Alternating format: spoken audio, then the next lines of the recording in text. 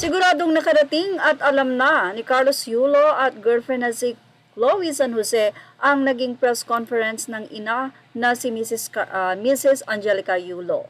At hindi na nga lingid sa kaalaman ng dalawa yan.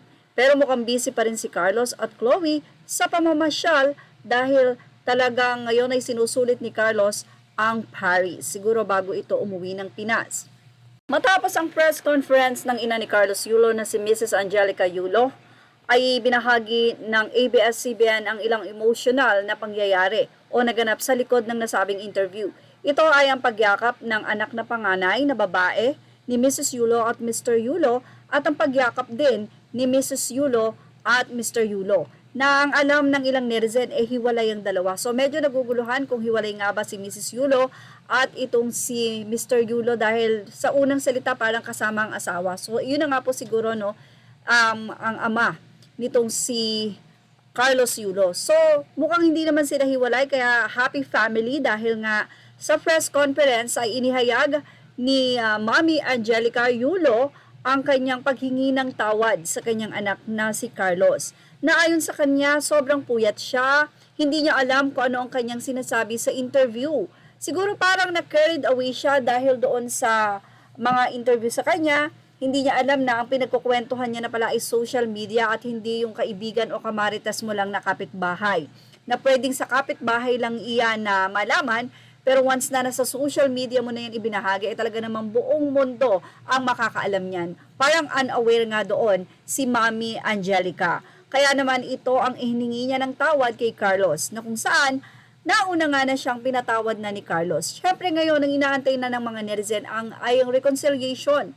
At huwag na nating i-expect na yan ay iano pa nila sa social media. This is a family matter at siguro a simple tampo lang ng isang nanay na parang hindi na nadadalaw ng kanyang anak dahil tila nag-enjoy na sa piling ng kanyang girlfriend. Very simple lang siguro yon na nauwi lang sa ilang mga pahayag ni Nanay Angelica na kung saan ay wala namang mga katotohanan o baseless.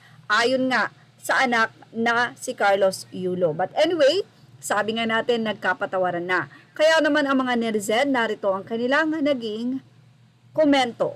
Matapos nga ang ibinahagi na emotional photo ng mag-anak, narito ang naging say ng mga netizen. Ayon sa kanila, masakit sa dibdib na makitang lumuluha at nasasaktan ang isang ina. Nawa ay yakapin siya ng mapagpalang kamay ni Jesus. Isang mahigpit na yakap din galing sa anak niya. Wala na pag-uusapan, for sure tapos ang problema.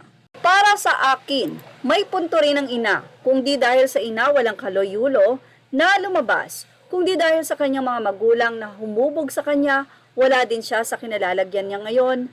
Ang GF, malaki na sila nang magkita sila. Dapat sa kanya ay hindi na muna siya pumapapil kasi hindi pa sila kasal, wala pa siyang karapatan kay Kaloy.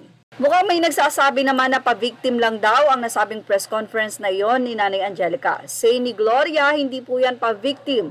Alam niyang may mali din po siya at nagsisi, nahihiya at nasasaktan. Tao lang po na nagkakamali, just pray for them to have love and peace in their heart. Say naman ng isa pang netizen, yakap para sa isang ina na nasasaktan sa mga pangyayari. Tinuldukan na ni Angelica para matapos na ang palitan ng salita sa bawat kampo. Tama siya para sa ikagagaan ng lahat sa kanya na nagsimula. Sana mag-heal na si Angelica at sana Kaloy, ikaw din ay makipag-ayos na sa nanay mo para matigil na ang bashing sa mama mo.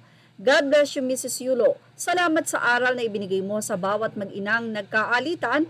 Pinakita mo na tayo mga nanay pa din ang binigyan ng kakayahan para maunang magpakumbaba at umunawa gaano man ito kasakit sa atin. Huwag mong pansinin ang mga nangbabash sa iyo. Kung si Carlo man ang nawala sa puder mo, may 3 ka pang anak at naway maitama mo sa 3 yung pagkakamali mo sa isa. Sa ngayon ay wala pang reaksyon si Carlos at itong si Chloe na ayon nga sa ating update. Mukhang hindi naman na sila magsasalita pa. Siguradong magme-message na lang in private o susurpresahin itong si Nanay Angelica. Wow, kung gano'n na mangyayari, talaga namang happy family.